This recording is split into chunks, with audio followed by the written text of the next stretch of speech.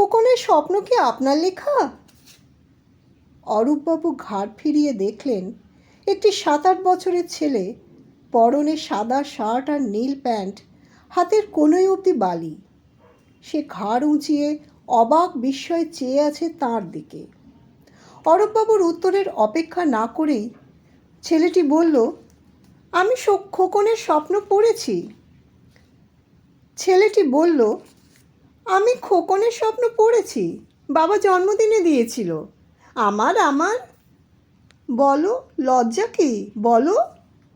এবার একটি মহিলার গলা, বলো লজ্জা কি বলো? এবার একটি মহিলার গলা।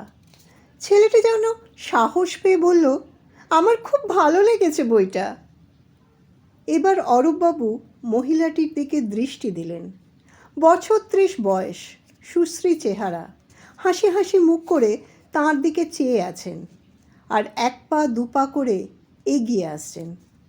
অরূপবাবু ছেলেটিকে উদ্দেশ্য করে বললেন, না খোকা, আমি কোনো বই টই লিখিনি, তুমি বোধহয় ভুল করছো। ভদ্রমহিলা যে ছেলেটির মা তাতে কোনো সন্দেহ নেই। দুজনের চেহারায় স্পষ্ট আদল আছে, বিশেষ করে খাঁজ কাটা থুতনিটায়। অরূপবাবুর কথায় কিন্তু মহিলার মুখের হাসি গেল না। তিনি আরও এগিয়ে এসে আরও বেশি হেসে বললেন, আমরা শুনেছি আপনি লোকজনের সঙ্গে মিশতে ভালোবাসেন না,